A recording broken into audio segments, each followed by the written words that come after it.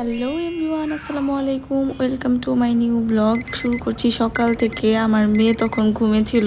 যখন থেকে ভিডিওটা শুরু করেছি তখনই আমি উঠেছি। মিহুর বাবা অফিস গেল, আমি তাকে বিদায় দিলাম। 6 তলা থেকে মিহুর বাবা নামতে নামতে বাইক বের করতে করতে আমি শুধু তাকিয়ে থাকি বারান্দার দিকে। অ্যান্ড এই যে ফাইনালি তাকে দেখলাম।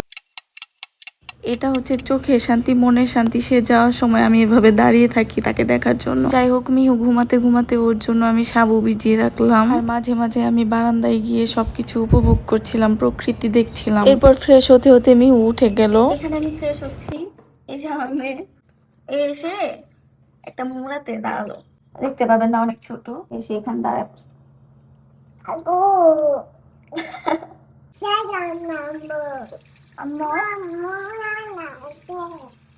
বুঝতে পারছি তোমার বাসা। হ্যাঁ, ভাষা বুঝে গেছি।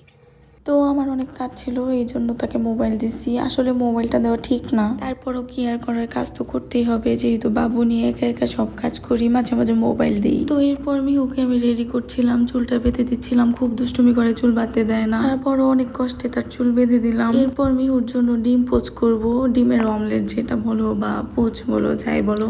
আর মিহুকে খাওয়ানো মানে একটা যুদ্ধ। নিয়ে গেলাম খাবার। এখন এটা খাওয়াতে খাওয়াতে আমার জীবন তেজপাতা হয়ে যাবে।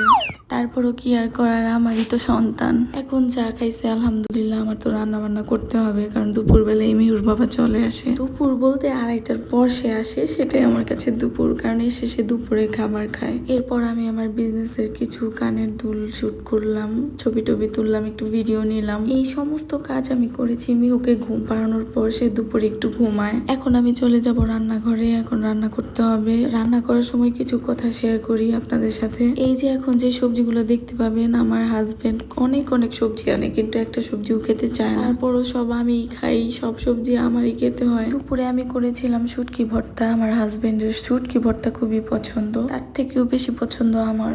সাথে করেছিলাম মাছের তরকারি। আর সব থেকে বড় কথা, আমার হাজবেন্ড মাছ মাংস ছাড়া কোনো সবজি টবজি কিচ্ছু খাবে না। যেহেতু রান্না করতে করতে অনেক বেলা হয়ে গিয়েছিল, আমারও খুব ক্ষুধা লেগেছে। আমি আগে খেয়ে নিলাম। শুটকি ভর্তাটা অনেক মজা হয়েছিল। এরপর একদম বিকেলে শুট করেছিলাম, পপকর্ন করেছিলাম, সেটার ভিডিও নিয়েছি। তারপর চা খাচ্ছিলাম, চা দিয়ে পাউরুটি খাচ্ছিলাম।